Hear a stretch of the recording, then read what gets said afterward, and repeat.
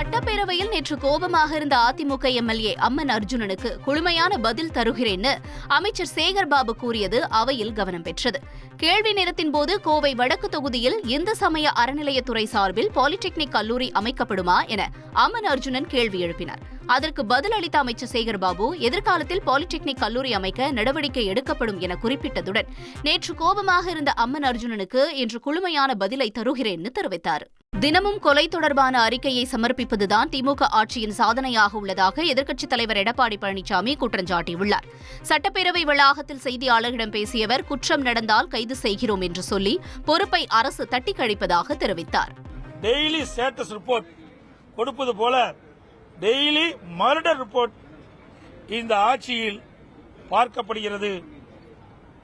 இந்த ஆட்சியுடைய சாதனை இந்த கொலைப்பட்டியில் காண்பதுதான் சாதனையா இருக்குது. இந்த அரசு கங்க்ராட்ஸ். யாரந்த பையன்? கல்யாணம் இல்ல, நான் பிசினஸ் ஸ்டார்ட் பண்ண போறேன். எப்படி? பாஸ் வாலா. பாஸ் வாலா, பி தி பாஸ். அரசாங்கம் எப்பொழுது பார்த்தாலும் குற்றம் நடந்தால் கை செய்கிறோம் என்று சொல்லி பொறுப்பை தட்டி கழிப்பது, அதுதான் ஒவ்வொரு முறையும் நாங்கள் கேட்கின்ற கேள்விக்கு பதிலாக இருக்கின்றது. தமிழகத்தில் காவல்துறை ஒன்று இருக்கின்றதா என்ற கேள்வி இப்பொழுது எழுந்திருக்கின்றது. மக்கள் அச்சத்தோடு இருக்கிறாங்க. இன்றைக்கு வீட்டிலிருந்து வெளியேறி மீண்டும் வீட்டுக்கு வந்தால் தான் உயிருக்கு உத்தரவாதம். அப்படிப்பட்ட சூழ்நிலை தமிழகத்திலே நிலவிக் கொண்டிருக்கின்ற காரணத்தினாலே இதே அரசுடைய கவனத்துக்கு கொண்டு வந்தோம். ஏதோ பேசி திசை திருப்புகின்ற ஒரு சூழ்நிலை உருவாக்குறார் சட்டமன்றத்தில். உங்களுடைய ஆட்சியில் அப்படி நடக்கலையா, இப்படி நடக்கலையான்னு. அதெல்லாம் நடந்து முடிந்த சம்பவங்கள்.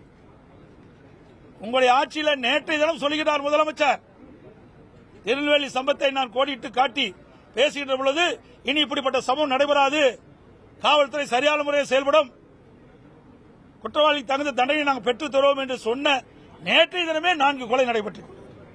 அப்படி என்றால் இந்த ஆட்சி எந்த அளவுக்கு மோசமாக நடைபெற்றுக் கொண்டிருப்பதை நாம் எண்ணி பார்க்க வேண்டும்.